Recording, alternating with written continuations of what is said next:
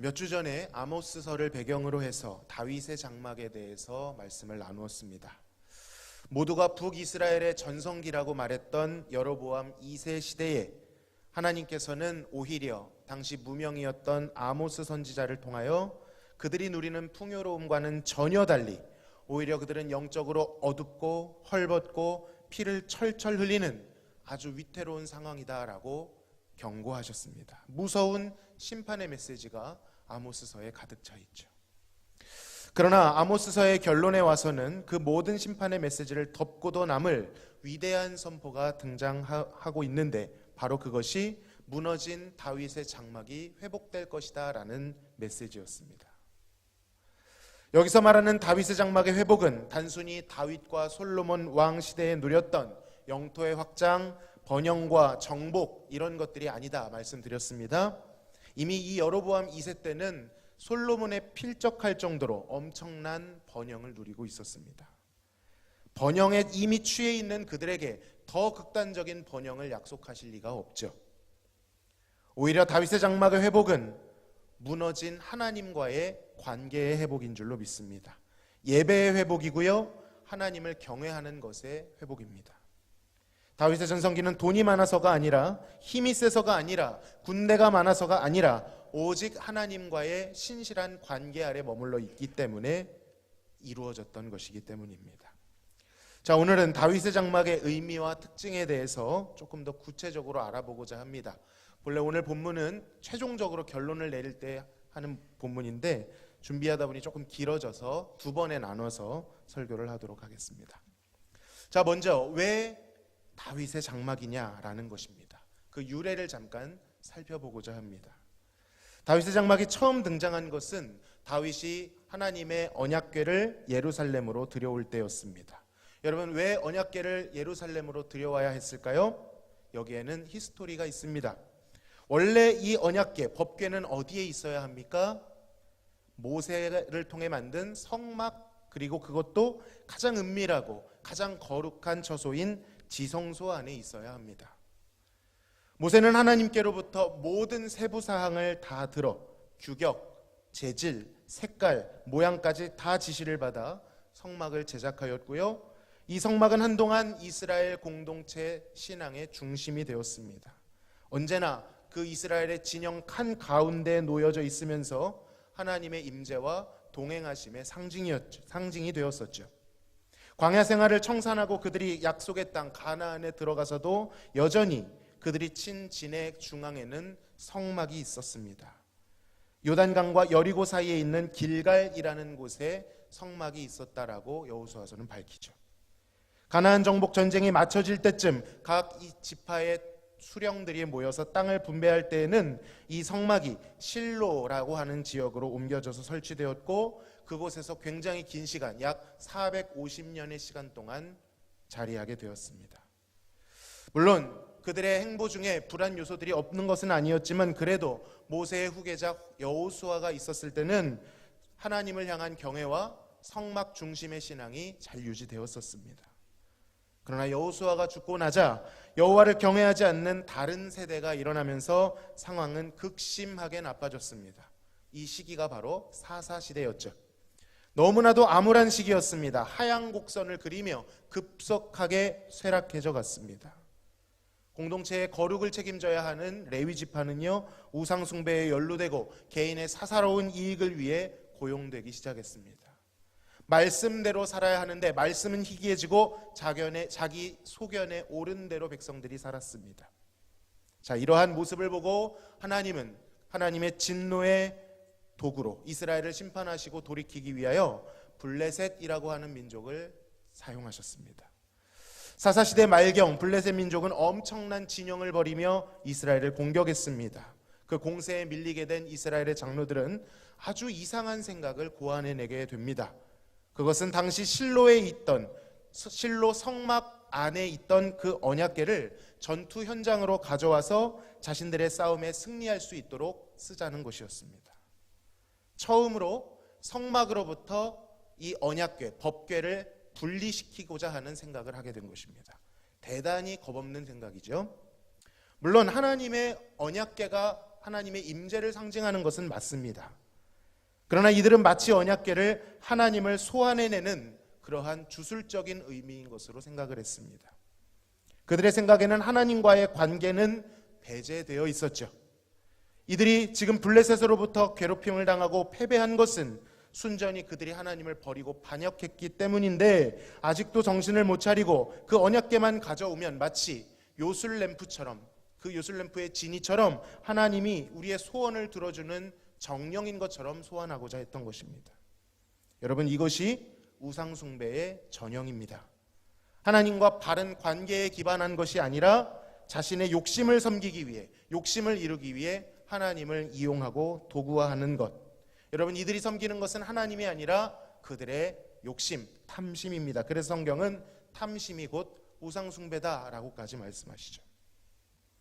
어쨌든 이들의 어리석은 시도는 당연히 실패로 돌아갔습니다. 승리를 가져다 줄 줄 알았던 언약궤를 원수들에게 허무하게 빼앗겨 버리고 많은 사람이 죽게 되었습니다.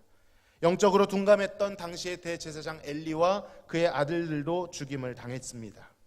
그리고 이때를 기점으로 사무엘서에서는 이가봇이라는 단어를 통해 여호와의 영광이 이스라엘을 떠났다라고 언급하고 있고요. 읽진 않겠습니다만 시편 78편과 예레미야 7장을 보면 과거 그 실로의 성막에서 여호와의 영광이 떠났다라는 기록들이 있습니다.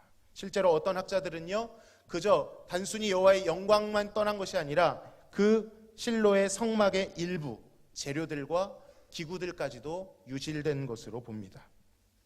그리고 이때를 기점으로 꽤 오랜 세월 동안 성경에는 성막이라는 단어가 나오지 않습니다. 다시 성막이라고 하는 이 처소가 등장한 것은 다윗 때였습니다. 다윗이 사울로부터 쫓기고 있을 때 그는 자신의 몸을 은닉하기 위해 성막을 찾게 됩니다. 그런데 이 성막은 실로에서 약 40km 떨어져 있는 놉이라는 땅에 위치하고 있었습니다. 그리고 이 성막에는 언약궤가 없었습니다. 왜냐하면 이미 블레셋에 한번 빼앗긴 뒤에, 예전에 제가 한번 설교한 적이 있는데요, 베세메스의 그 소에 하나님께서 직접 자신의 영광을 운반하셔서 어느 정도 귀환은 했지만 여전히 기란 여아림이라는 지역에 머물고 있었습니다. 아미나답이라고 하는 사람의 집에 있었습니다. 어쨌든 성막 안에 이 언약궤가 없었던 것이죠. 그저 이 성막은 제사의 기능을 하고 있었던 것 같습니다. 다윗은 그곳에 몸을 숨기고 배가 너무 고픈 나머지 성막 안에 있던 진설병을 먹었죠.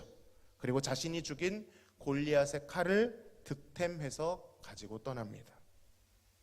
이로 인해 다윗을 숨겨주고 빼돌렸다 하여 사울로부터 제사장 85명이 죽임을 당했습니다. 그리고 이 이후로 또 어떤 이유인지 모르겠지만 성막은 언급되지 않습니다. 또다시 성막이라는 단어가 한참 뒤에 나온 것은 사울이 죽고 난 뒤였습니다. 지역이 또 바뀝니다. 기브온이라는 곳이었습니다. 역대상 21장에서 옛적에 모세가 광야에서 지은 여호와의 성막과 제단이 그때의 기브온이라는 지역에 있었다라고 밝히고 있습니다. 그리고 이후로 쭉 이 기브온이라는 곳에 있던 성막은 다윗의 아들 솔로몬에 의하여 성전이 봉헌될 때에 예루살렘 성전으로 옮겨지게 됩니다. 모세가 지었던 성막 그대로가 유지되진 않았겠지만 여전히 성막은 존재하고 있었던 것이죠. 자, 그렇다면 한번 생각해 보시기 바랍니다. 블레셋에게 빼앗기고 오래 성막 밖에 있다가 다시 예루살렘으로 언약궤가 들어오고 있다면 이 언약궤는 어디로 돌아가야 하는 것입니까? 당연히 다시 성막 안에 있는 지성소로 들어가야 합니다. 그런데요, 다윗이 그렇게 하지 않습니다. 다윗은 자신의 성 바로 앞마당 앞에 텐트, 장막을 쳐놓고 그곳에 언약궤를 모셔놓습니다. 여러분, 이게 무슨 행동입니까? 선 넘는 행동 아닙니까? 요즘 젊은이들 안에 유행어가 있습니다. 선 넘는 사람들에게 이렇게 묻습니다. 너 누군데? 다윗이 누굽니까? 다윗이 뭔데 이런 일을 할 수 있습니까? 아무리 왕이라도 그렇게 하면 안 되는 것 아닙니까? 권력으로 이 성소법을 침해하려고 했을 때 어떻게 되는지 우리는 사례들을 알고 있습니다. 앞선 왕 사울 왕이었습니다. 그런데 그것을 자신의 임의대로 사무엘의 명령을 어기고 제물로 쓰려고 남겨놨다가 하나님으로부터 버림을 당했습니다. 후대 일입니다만 다윗의 후예였던 우시아라는 선했던 왕도 말년에 교만하여져서 제사장이 하는 그 일을 월권하였다가 자신이 분향단을 잡으려고 했다가 나병에 걸리는 비참한 노후를 맞이하게 됩니다. 여러분, 그런데 다윗이라고 다르겠습니까? 다윗에게만 하나님의 어미하신 그 거룩이 헐겁게 작용하는 것일까요? 그럴 리가 없습니다. 그리고 실제로 다윗이 처음 이 언약궤를 들여올 때에 한번 호되게 당한 적이 있습니다. 잘 알고 있는 큰 사건이죠.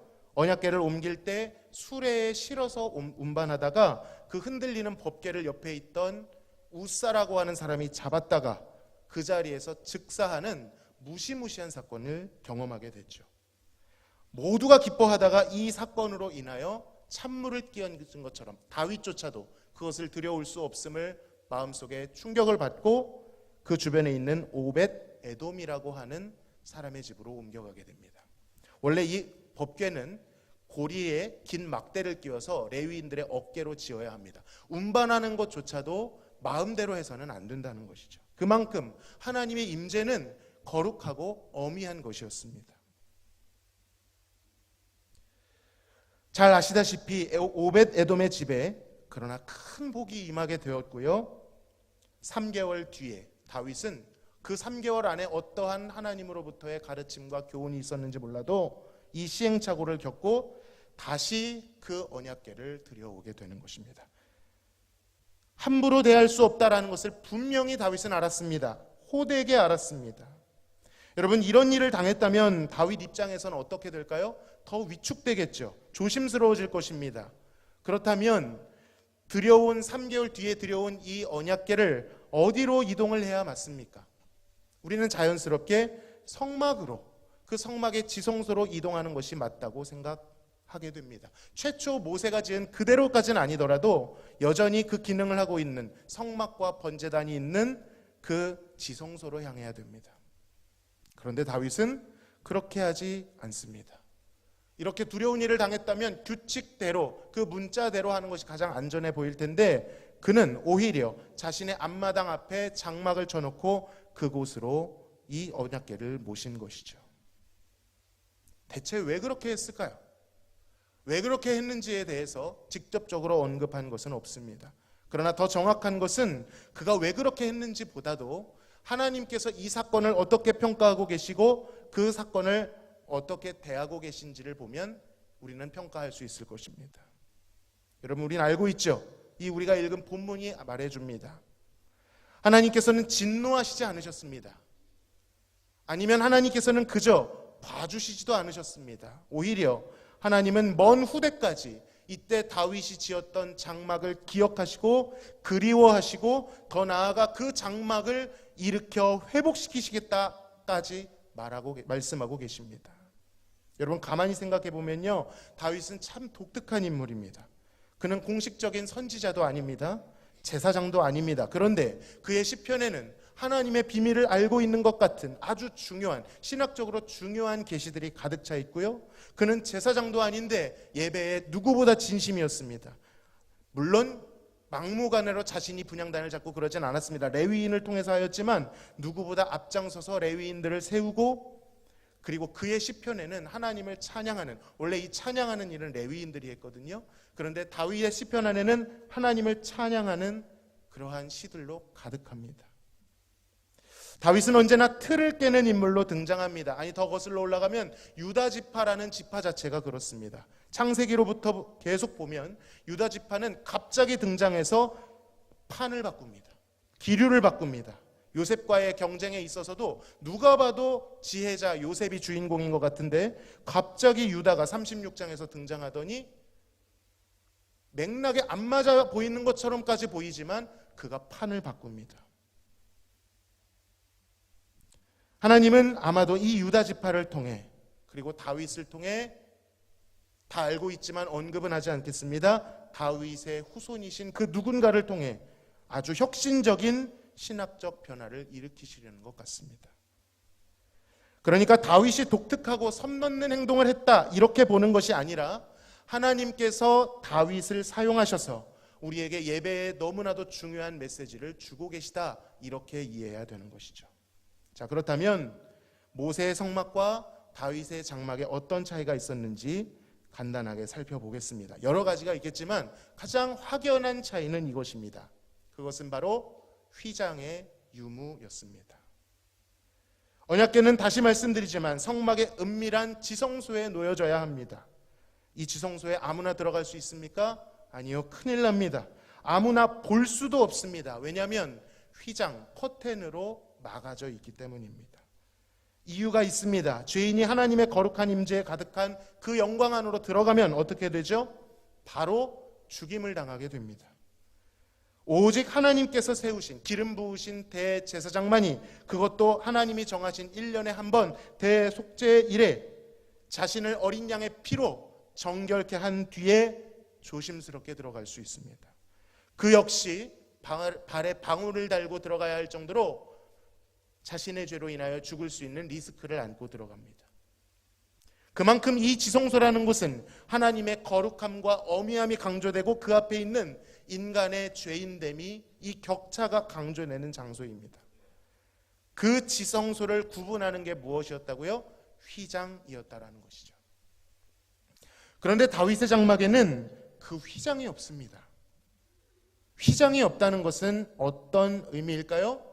다윗의 장막에는 언약궤가 실제로 눈에 바로 보였다라는 뜻입니다.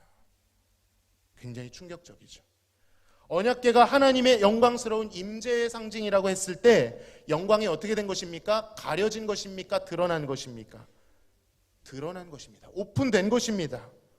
여러분, 어떻게 하죠? 이러다 다 죽는 것 아닙니까? 그곳에 하나님의 영광이 임하면 죄인들이 그 근처에 갔다가 다 죽는 거 아닐까요? 여러분, 그런데 그 장막 주변에 하나님을 예배하던 자들은 죽지 않았습니다. 다윗의 장막에는 성막에 있었던 지성소를 빼곡히 채웠던 하나님의 구름 같은 것이 없었습니다. 또 두꺼운 휘장처럼 그것을 가리는 보호장치, 완충장치도 없었습니다. 그런데 그곳에 하나님을 찬양하는 자들이 하나님의 진노로 인하여 죽지 않았습니다. 왜 그것이 없었는지 직접적으로 제시는 하고 있지는 않지만 제시되어 있는 것이 있습니다. 그것은 바로 다윗의 행동이었습니다. 다윗은 그 다윗의 장막에서 항상 하나님을 찬양할 수 있는 레위인들의 찬양대를 조직합니다. 늘 그들이 여호와의 언약궤 앞에 있게 하며 신령한 노래를 부르게 합니다. 끊임없이 그 찬양이 올려지게 합니다. 이때 세워진 사람들, 다윗 시대의 3대 찬양 인도자죠. 아삽과 헤만과 여두둔이라는 사람이 세워지고 그의 자손들이 함께 하나님을 찬양합니다. 신령한 노래로. 아마도 그들이 드리는 이 찬양의 내용에는 지성소에서의 구름과 같은, 휘장과 같은, 어린 양의 보혈과 같은 그러한 요소들이 가득했을 것입니다. 하나님의 거룩한 영광 앞에 서 있으나 죽지 않는 것입니다. 감히 그 거룩하신 주님 앞에 죄인이 설 수 있는 것입니다. 이 찬양 아시죠? 내가 주님 앞에 서 있네. 같이 불러볼까요? 주 앞에 내가 서 있네. 주는 거룩하신, 주는 거룩하신 하나님, 주 앞에 서 있네. 저는 이 찬양이 감탄사로 들립니다. 내가 주님 앞에 어떻게 설 수 있습니까? 그 거룩하신 주님 앞에 제가 어떻게 설 수 있습니까? 그러나 서 있는 것입니다. 죽지 않고 서 있는 것입니다. 그 경이로움이 다윗의 장막 안에 있었다는 것입니다. 그러니까 그곳에 있는 사람들은 하나님의 압도적인 그 거룩하심과 그럼에도 불구하고 죽지 않는 하나님의 영원한 인자하심을 동시에 경험하고 있는 것입니다. 그리고 이 두 가지 안에 하나님의 그 아름다우심을 경험하는 것이죠. 하나님이 얼마나 존귀한 분이신지를 경험한 것입니다. 그것에 대한 경의와 감탄이 그 예배에 가득했습니다. 그들은 그 영광 안에 뛰놀며 하루가 가는 줄도 모르고 하나님의 영광을 음미했습니다. 그 선하심을 맛보았습니다. 신령한 노래가 가득했습니다. 구약에 나오는 복잡한 율법을 그저 규칙이 아니라 그 율법 안에 담겨져 있는 하나하나 한 올 한 올 한 땀 한 땀 정해주신 그 모든 것을 통하여 하나님이 어떤 분이신가를 발견했습니다. 마치 그들은 하나님의 마음을 알고 있는 것처럼 하나님께 담대히 나아갔습니다. 여러분, 하나님께서는 그 예배를 잊지 못하셨습니다. 하나님께서 회복시키시겠다고 한 것은 아모스서에서 모세의 성막도 솔로몬의 성전도 아닌 어쩌면 초라해 보일 수 있지만 다윗의 장막이라고 하셨습니다. 여러분, 그 다윗이 드린 이 장막에서의 예배에는 과연 무엇이 있었을까요? 여러 가지를 살펴보겠지만 오늘은 한 가지만 살펴보고자 합니다. 여러분, 그곳에는 사랑과 갈망이 있었습니다. 다윗의 시편 중에 유독 자주 찾아볼 수 있는 단어가 무엇입니까? 바로 사랑이라는 단어입니다. 다윗이 다윗에게 한 가장 끈끈한 고백이 있다면 저는 개인적으로 나의 힘이 되신 여호와여 내가 주를 사랑하나이다 라는 고백이라고 생각합니다. 다윗은요 하나님을 사랑했습니다. 구약에서 당연한 것이지만 구약에서는 이 사랑했다라는 말보다는 그를 두려워하고 경외했다라는 표현이 더 많이 나오죠. 그렇다고 해서 하나님이 사랑을 원하지 않으셨던 것은 아닙니다. 그런데 다윗은 그것을 알았다는 것이죠. 사랑했습니다. 그리고 사랑했기에 하나님을 어떻게 합니까? 갈망했습니다. 갈망은 어디로부터 나오죠? 언제 보고 싶나요? 사랑할 때 나오는 것이죠. 하나님의 임재를 열망했습니다. 그래서 법궤를 약 1, 2km 떨어진 그 기브온으로 굳이 옮기지 않고 자신의 궁전 앞마당에 모셨습니다. 여러분, 왜 그렇게 했을까요? 사모했기 때문입니다. 시도 때도 없이 그곳을 찾아 하나님의 임재와 같이 있고 싶었습니다. 하나님이 뭐라고 말씀하십니까? 아주 다윗이 독특한 이유, 내 마음에 합한 자라 말씀하셨죠. 하나님과 마음이 통한다는 뜻이죠. 다시 말하면 다윗은 하나님의 마음을 알았다는 것입니다. 하나님의 의도와 하나님이 원하시는 것이 무엇인지를 알았다는 것이죠. 그래서 구약의 성막에 나오는 율법을 그저 규칙을 지키듯 절차를 지키듯 그렇게 한 것이 아니라 그것에 만족하지 않고 율법이 가리키는 정신이 무엇인지 대상이 무엇인지를 보았다는 것입니다. 생각해보면 이전에 그 성막, 높당에 있는 성막에서 그 진설병을 먹을 때에도 다윗의 장막을 세울 때에도 언제나 이 율법의 규칙을 어기는 것처럼 보였지만 율법 이면에 있는 하나님의 마음, 그 사랑을 보았다는 것입니다. 율법이 궁극적으로 말하는 것 무엇입니까? 결국 하나님의 사랑입니다. 성막에 나오는 복잡한 재료, 수치, 모양, 색깔, 제사하는 방법, 이 모든 것은 그 자체를 복잡하고 어렵게 만들려는 것이 아니라 그것을 통해 이스라엘을 그 죄에서 구원하시는 하나님의 구원하심과 사랑을 드러내기 위한 것이라는 것을 그가 알았던 것이죠. 율법 안에서 하나님의 영광을 본 것입니다. 율법을 돌판에 적혀 있는 것으로 생각하지 않고 마음에 새겼습니다.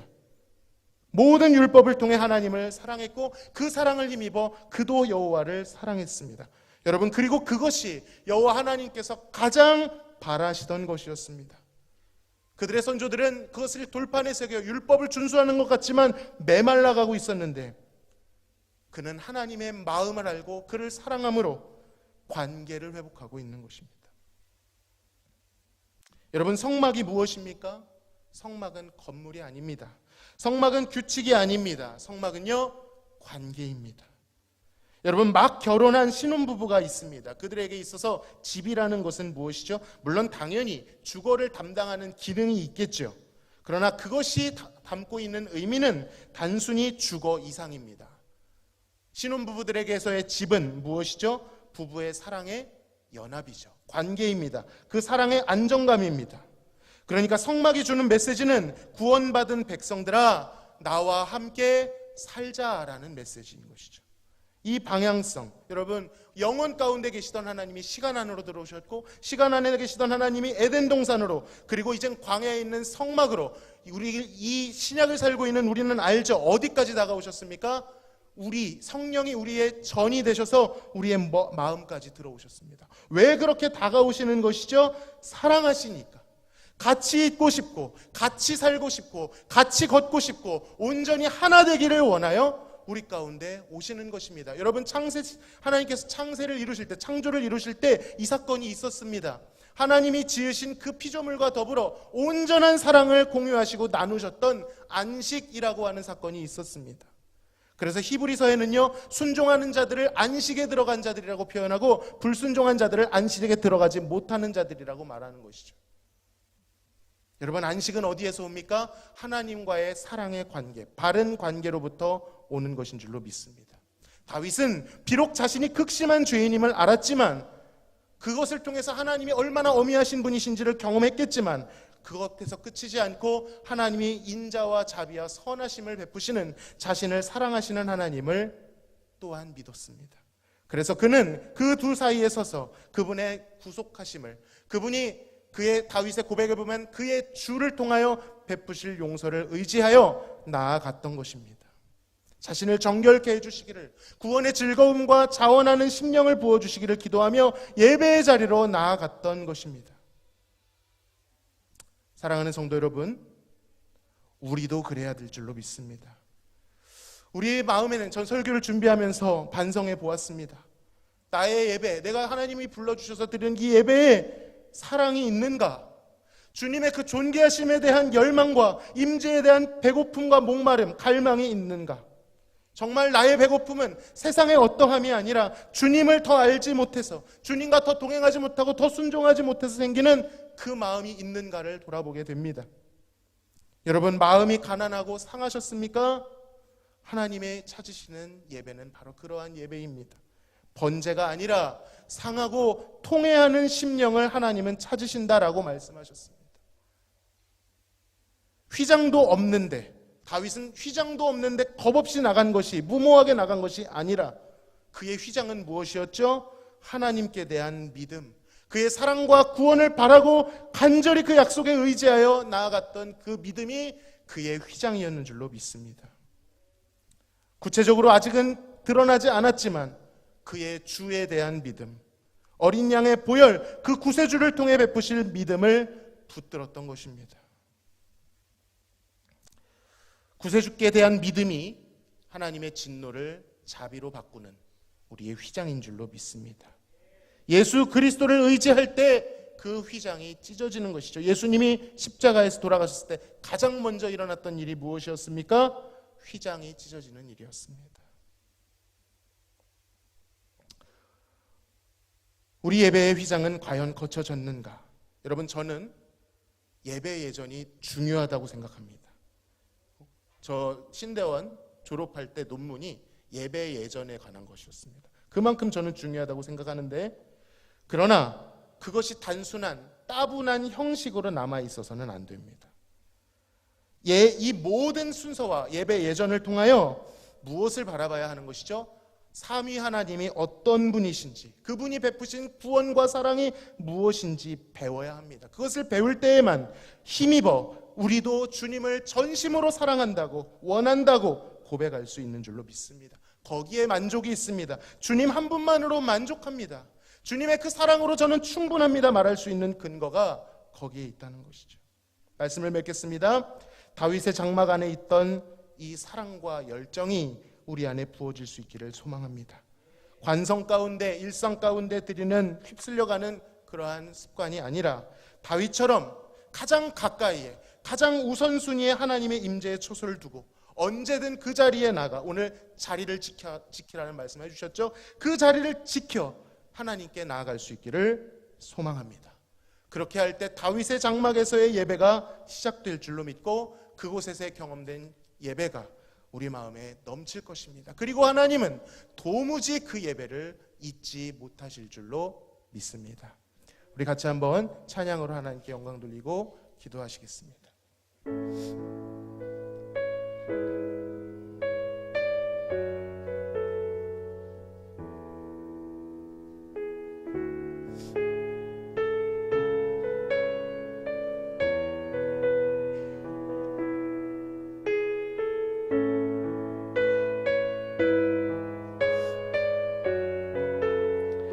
우리 안에 사랑과 갈망이 없다면 상한 마음을 드려야 합니다. 주님, 나에게 주님을 향한 사랑과 열정을 회복시켜 주옵소서.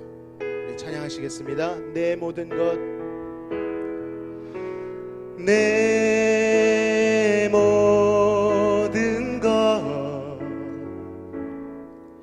나의 생명까지 다 주님 앞에 드립니다.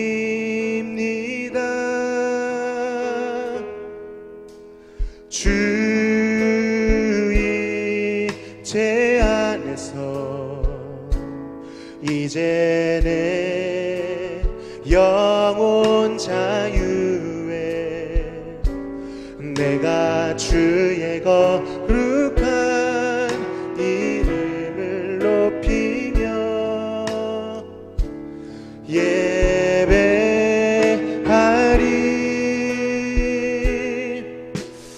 어린 양 찬양하리. 내 평생 그 하나로 충분해요. 어린 양 찬양하리. 내가 주의 임재 안에서 우리 하나님의 임재를 갈망하며 찬양합시다. 내 모든 것, 내 모든 것, 나의 생명까지 다 주님 앞에 드립니다. 주 임재 안에서, 주의 제 안에서 이제 내 영혼 자유에 내가 주의 거룩한 이름을 높이며 예배하리. 어린 양 찬양하리. 어린 양 찬양하리. 내 평생 그 하나로 충분해요. 어린 양 찬양하리. 내가 주의 임재 안에서 어린 양 찬양하리. 어린 양 찬양하리. 내 평생 그 하나로 충분해요. 어린 양 찬양하리. 내가 주의 임재 한 번만 더 찬양합시다. 어린 양 찬양하리. 어린 양 찬양하리. 내 평생 그 하나로 충분해요. 어린 양 찬양하리. 내가 주의 임재 안에, 내가 주의 임재 안에서, 내가 주의 임재 안, 내가 주의 임재 안에서, 내가 주의 임재 안에서. 여러분, 다윗은 한 가지를 구했습니다. 내가 여호와께 바라는 한 가지 일, 그것을 구하리니 곧 내가 내 평생에 여호와의 집에 살면서 여호와의 아름다움을 바라보며 그의 성전에서 사모하는 그것이라. 하나님, 우리에게 이러한 갈망을 주시옵소서. 하나님을 향한 열정과 사랑을 주시옵소서. 여러분, 무엇을 갈망하고 계십니까? 무엇을 원하고 계십니까? 혹시 그것이 주님의 임재가 아니라면 상한 마음을 가지고, 가난한 마음을 가지고 주여 고쳐 주옵소서. 우리의 메마른 마음 가운데 주님의 임재를 부어 주옵소서. 여러분, 저는 황홀경을 말씀드리는 것이 아닙니다. 우리의 가장 영혼에 깊숙한 곳, 마음에 깊숙한 곳이 주님을 향한 사랑으로 변화될 수 있기를 원합니다. 우리 같은 죄인이 감히 할 수 없는 일이지만 성령이 예배를 통하여 우리를 주장하신다면 그분의 영광을, 그의 아름다움을 보게 될 줄로 믿습니다. 이 시간 주님을 갈망하며 주여 다윗의 장막에서의 그 사랑과 열정의 예배를 우리의 삶과 우리의 예배 가운데 허락하여 주옵소서. 기도하며 나아가시겠습니다. 하나님 감사합니다.